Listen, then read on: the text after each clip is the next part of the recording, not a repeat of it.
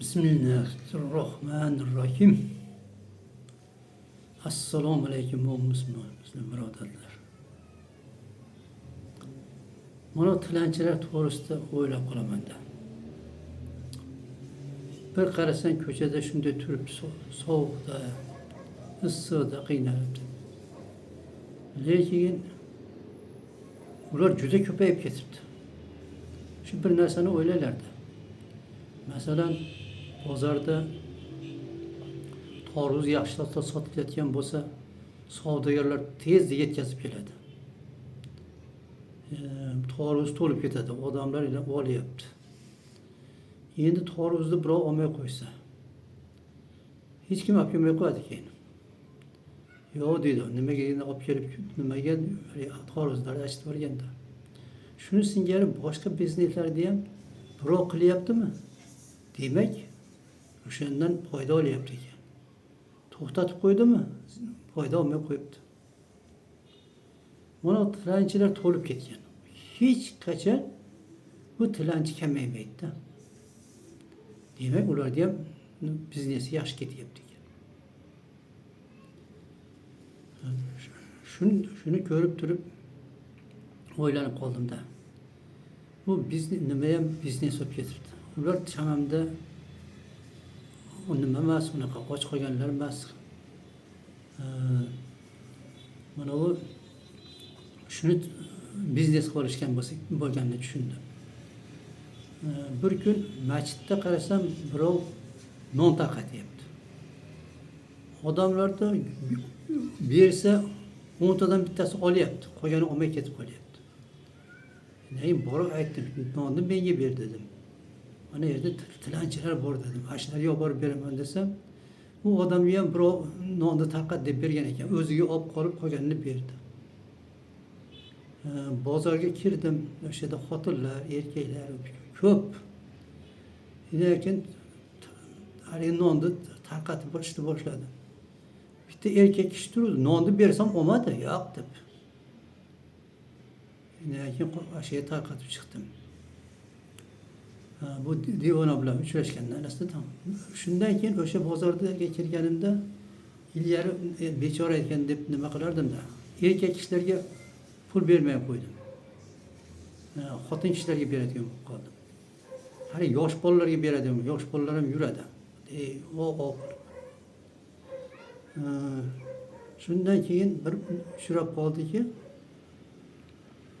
bitta nima xotin kishi mana bu katta yo'lda bo'yida, toshda o'tiribdi-da. Bir o'tga o'tdim. Devonamikin, devonamasini bermadim. Keyin qarasam, bittasi pul berib qoldi. Men ham undan keyin ashuna o'tib ketayotib, haligi mayda pulda endi.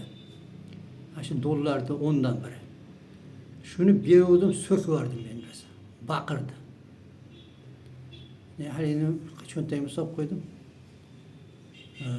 Shundan keyin shu bermayli qo'yay dedim-da. Keyin nima bo'ldi? Bir yerda bitta katta xotin, 50larga kirgan bo'lsa kerak. Qo'lida hassa olibdi. Hassani bilasizlarmi? Hali oyoqi juda og'riga bunaqa hali chollar ko'tarib yurgan hassa emas. Qo'li bunday bo'ladi, qo'liga ushlab turadi. Juda qattiq nima qiladigan, oyoqi og'riydigan odam uni nima qiladi. O'shani qo'liga olibdi, ko'tarib olib yuribdi. Bu yerda haligi bitta kelin o'tiribdi, qo'lida bolasi, yonida yana bitta bolasi. Haligi achchig'im kelib qoluvdi, shu bermayman deb. O'sha yerdan o'tib ketayotgandan keyin haligi xotin o'tgan ketgan odamlarni agitatsiya qilyapti. O'shanga pul berib ketinglar deb. Keyin men borib bermay o'tib ketayotsam, haligi nima qo'lini ko'tarib qoldi. Qo'lini tilanib. Keyin endi nima bo'lardi? O'sha dollarni 10 dan biri pul, mayda pul bor edi. Undan keyin bitta $1 yetadigan pulim cho'ntagimda bor edi. Endi cho'ntakda ko'p solib olib yurmaysan-da. Bittasi $0.5 yetadigan chalik pul edi. Cho'ntagimni kavlab qolsam, uning yonida 5 yashar bolasi bor ekan. Shu darrov urg'ib turib keldi. Haligi o'ljaga yetib kelgandek. Kelib turib nima qildim? Ko'zini oltdan oldim. Hali dollarni 10dan birini qo'liga uzatsam, qo'limda $0.5 $1 qiymatda turibdi. Onasini beradi deb olmaydi qo'lidan. Onasini berasan deydi haligi. 20 haligi $0.5 ham qo'lishda olmayapti. Onasi $1 olar ekan. Juda hafsalam solib ketdi. Endi mashina berdim, ketdim. Shu bilan o'shandan beri hech kimga bermadim. Oradan 1 oy o'tib ketdi. Teskari qarab ketadi. Bugun bir 5 yashar bola kelib men bilan shu qo'lni uzatib ko'rishib, shu pul deyapti-da. Shoshilib ketyapman. Masjidda nimada takbir aytyapti. Nimada eshitilib turibdi. Va men masjidga kelib ketyapman. Kech vaqtim yo'q deb turib yugurib ketaysam, orqamdan yugurib kelib men bilan namoz o'qidi. Inaki unga men qancha $dollarda bir nima deb qo'yadi. 5dan birini chalik pul berdim men dedim. Ketdi, namozni o'qib, nimadan farzni o'qib olib, u ertasiga masjiddan chiqsam yana so'rab turibdi-da. Bu qanaqasi endi? Shu 5 yashar bola shunchalik nima bo'lib qolib ketibdi, shunaqa bezbet bo'lib ketibdi. O'shana qilib tarbiyalabdi ekanda. Shunga mana shu odamlarni bu devonaga pul bermaslik kerak ekanda asli. Uyga och odam chiqmas ekan. Endi devonasi bor. Oyog'i yo'q odamlar bor. Mana kecha qarab tursam bir odam kelibdi. Bitta boshmaldog'i yo'q. Qo'li rosa nimadadir kuygan. Endi shunday dahshatli turibdi-da, unga berdim. Bugun qarasam yana bir odam bir oyog'i yo'q turibdi. O'shanga berdim. Endi bundan keyin shu o'ylab qoldim-da. Faqat shunaqa invalidlarga berish kerak ekan. Sog' odamga berish kerak emas ekan. Endi devonalar ham shunaqa utahamlari bor ekanda. Bitta xotin to'sib olib, men faqir shunaqa deb turib qoldi.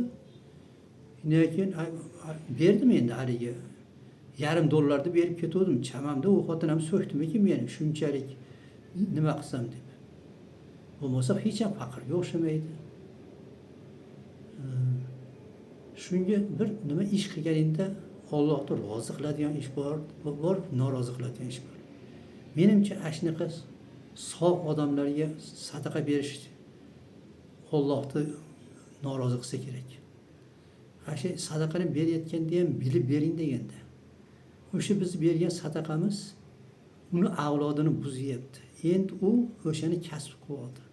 O'sha 5 yashar bolani shunaqa bezbet qilib qarang, shunaqa nima qilyapti, nima qilyapti. Men o'ylab qoldim-da, shunga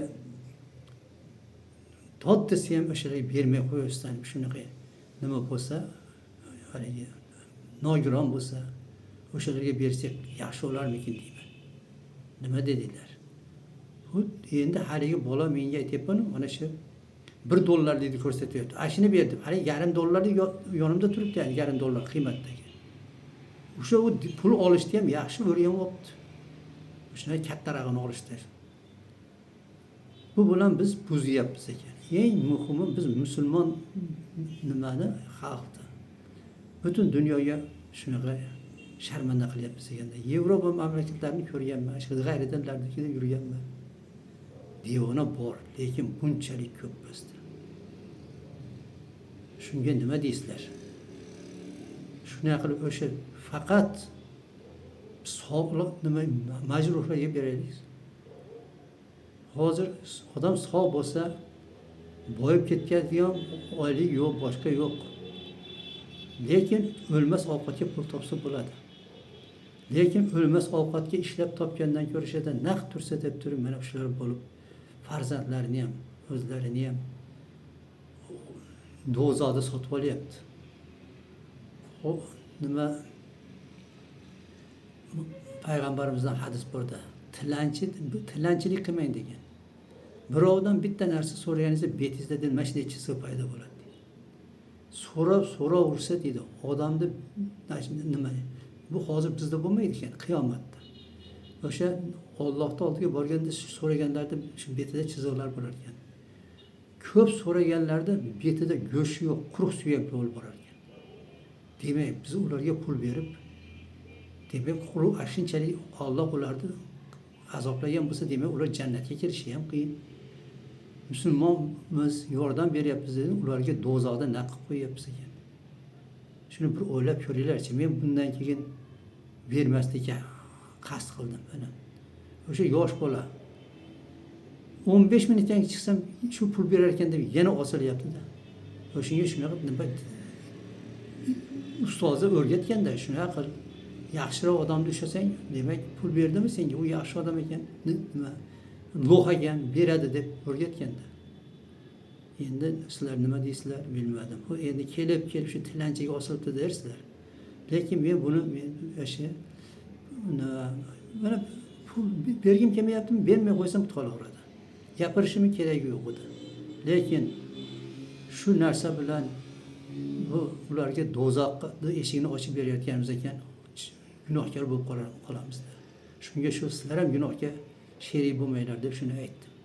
Endi o'zingizlar bilasizlar. Assalomu alaykum va rahmatullohi va barakatuh.